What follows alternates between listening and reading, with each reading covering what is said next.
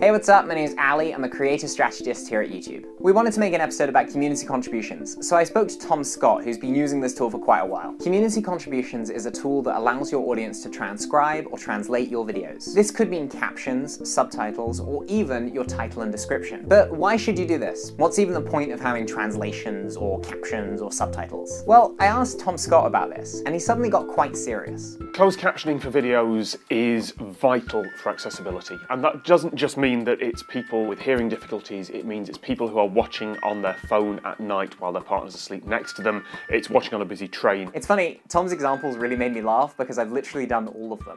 I really need to start stashing headphones wherever I go.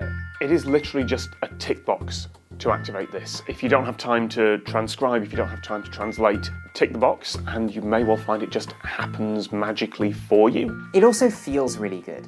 Tom was so overwhelmed with the response when it happened to him that he made a whole video thanking his audience. I'm having a bit of a moment because this week a team of people subtitled the latest citation needed, which is a massive job. I've always wanted to have full subtitles on all of my videos because it's the right thing to do, but I never thought the effort required on those longer ones was really worth it. So I am incredibly grateful to all of you. Thank you. It's the right thing to do, it's easy to do, and it's also the smart thing to do because it means you'll show up in more places around the site. This, by the way, is especially true if you have your title and description translated. Now, you might be thinking, but what about the risk of someone intentionally or not mistranslating the video? Well, when we built the tool, we put certain safeguards in place to reduce the likelihood of that happening. If you're curious about those, I've put some links in the description to the Help Center and also to the Creative Academy lesson on this. As a creator, you can also spot check the translations with Google Translate. Basically, just make sure that they're saying roughly the right thing.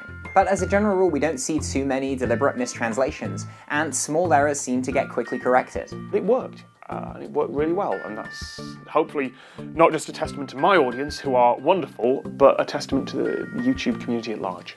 Okay, so hopefully at this point you're raring to enable this tool. Once you do, other than just letting the contributions roll in, you should think about the different ways that you can encourage your audience to contribute. So we've got a couple of recommendations to get people to contribute.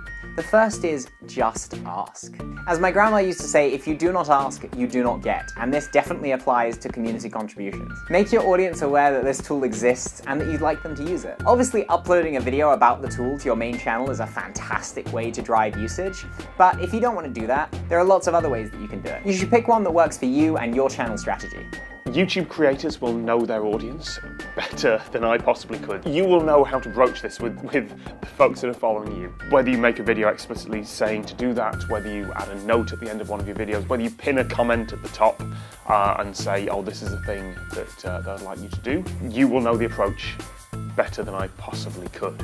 Next, and this is especially important in the early days, be available to your audience to answer questions. You could do this in the comments on social media. Tell your audience where to focus. Tom Scott told his audience this. If you want to go translate right now, thank you.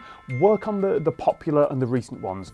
Next, find creative ways to thank your audience. Maybe that's a shout out, maybe that's a thank you video, and in general let people know that they can get credit for their contributions in the description of the video as well. If you do community contributions right, it can make your channel accessible to a broader audience, and it's free. What more could you want? At this point, maybe you want to know more about exactly how the tool works, so I've linked a bunch of resources in the description.